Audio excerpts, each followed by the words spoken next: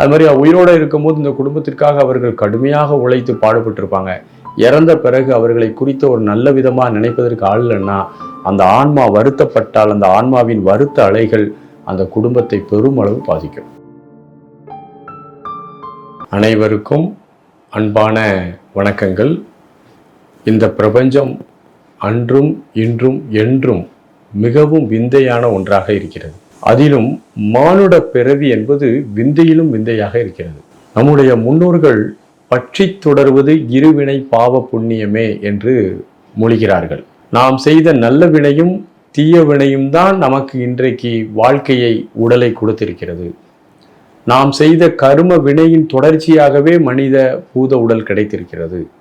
இந்த மனித உடலில் இருந்து கொண்டு நம்முடைய உணர்வும் தேவையும் எப்படி இருக்கிறதோ, இந்த மனித உடலால் நம்முடைய உணர்வையும் தேவையும் நிறைவேற்ற முடியாவிட்டால் இந்த உடலை விட்ட பிறகு உணர்வும் தேவையும் எந்த உடலில் இருந்தால் நிறைவேற்றப்படுமோ அந்த உடல் கிடைக்கிறது என்பதை பௌத்தம் கூறுகிறது.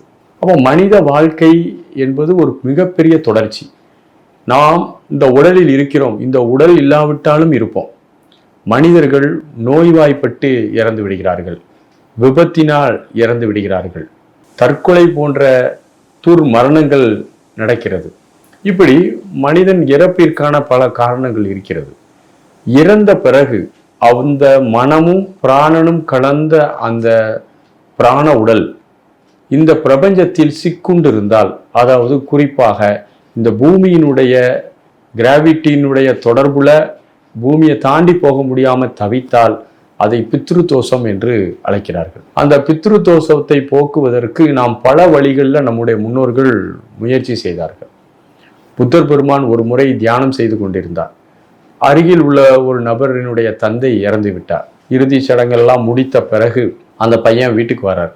வீட்டு வாசல்ல அவருடைய தந்தை அந்த பையனிடம் பேசக்கூடிய முயற்சி செய்கிறார். இதெல்லாம் புத்தர் பார்க்குறார். அப்போ அந்த பையனை கூப்பிட்டு சொல்கிறார், உங்கள் அப்பா ரொம்ப சங்கடத்தில் இருக்கிறாரு, கஷ்டமாக இருக்குது, அவர் உன்கிட்ட நிறைய பேச ட்ரை பண்ணுறாரு, ஏதோ அவருக்கு உதவி செய்யப்படுது, நீ உன்னுடைய புண்ணியங்களை எல்லாம் அந்த பெரியவருக்கு கொடு, அவர் இந்த ஃபீல்டில் இருந்து கட்டாயி வேற உலகத்துக்குள் பயணிக்க தொடங்குவார் என்று சொல்கிறார். உண்மையிலேயே அந்த உடலை விட்ட ஆன்மாக்களினுடைய மனநிலை எப்படி இருக்கிறது? ரொம்ப கவலையும் வருத்தமும் பதட்டமும் பயமும் நிறைந்து இறந்து போனால் அதே பதட்டம் பயம் அது இருக்கும். அது மாதிரி உயிரோடு இருக்கும்போது இந்த குடும்பத்திற்காக அவர்கள் கடுமையாக உழைத்து பாடுபட்டிருப்பாங்க. இறந்த பிறகு அவர்களை குறித்த ஒரு நல்ல விதமாக நினைப்பதற்கு ஆள் இல்லைன்னா அந்த ஆன்மா வருத்தப்பட்டால் அந்த ஆன்மாவின் வருத்த அலைகள் அந்த குடும்பத்தை பெருமளவு பாதிக்கும். இந்த முறைகளெல்லாம் நம்ம தெரிந்து வச்சிருக்கோம். அப்போ துன்பப்படக்கூடிய லாக்கான சிக்குண்ட இந்த ஆன்மாக்களை உயர்ந்த ஒரு ஒளி உலகத்திற்குள் அல்லது இந்த லேயர்ல இருந்து வேற லேயருக்கு மாற்றக்கூடிய ஒரு முறை அப்படிங்கிறது நம்முடைய புண்ணியங்களை பகிர்தல் என்று சொல்வார்கள். இதை தான் திதி கொடுத்தல் என்ற ஒரு நிலையில நம்ம பார்க்கலாம். நாம் நம்முடைய புண்ணியத்தை ஆத்மார்த்தமாக அந்த ஆன்மாவினுடைய வளர்ச்சிக்கும் மேம்பாட்டிற்கும் வழங்குவது, அவர்களை நினைவு கூறுவது, அவர்கள் பிடித்த உணவுகளை படைத்து அவர்களுக்கு தேவையான உதவிகளை செய்து இந்த லேயர்ல இருந்து வேற ஒரு பரிமாணத்திற்கு அவர்களை மாற்றி விடுவது என்பதுதான் நம்முடைய முன்னோர்கள் இறந்தவர்களை உயர்ந்த உலகத்திற்கு அனுப்பக்கூடிய நிகழ்வாக திதி கொடுத்தல் என்ற நிகழ்வு ஆண்டுதோறும் நம்ம பண்றோம். அமாவாசை, பௌர்ணமி போன்ற நாட்கள் ரொம்ப முக்கியமான நாட்களாக கருதப்படுகிறது. அமாவாசை என்பது கொல்லும் ஆற்றலாகவும் பௌர்ணமி என்பது தள்ளும் ஆற்றலாகவும் பார்க்கப்படுகிறது.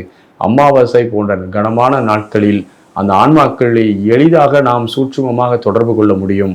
அவ்வாறு சூட்சுமமாக தொடர்பு கொண்டு அந்த ஆன்மாக்களை அழைத்து அவர்களுக்கு தேவையான விஷயை நாம் செய்து இந்த பூ உலகில் இருந்து ஒளி உலகிற்கு அனுப்பக்கூடிய முறையை நம்முடைய முன்னோர்கள் வகுத்தார்கள். இதை குறித்து அறிவியல் பூர்வமாக நாம் தெரிந்து கொள்வது என்பது ரொம்ப கடினமான ஒன்று. மெட்டாபிசிக்ஸ் என்று சொல்லக்கூடிய மறை அறிவியலை குறித்த அறிவை நாம் இன்னும் வளர்த்து கொள்ள வேண்டும். இந்த சமுதாயம் கண்ணுக்கு தெரியாத நுட்பமான அறிவை குறித்த ஆராய்ச்சிகளை நிறைய மேற்கொள்ள வேண்டும். மெட்டாபிசிக்ஸ் டிபார்ட்மெண்ட் என்னைக்கு மிகப்பெரிய ஒரு துறையாக வளர்கிறதோ அப்போது பல விஷயங்களுக்கும் விடை நமக்கு கிடைக்கும். வாழ்த்துகள். நன்றி, வணக்கம்.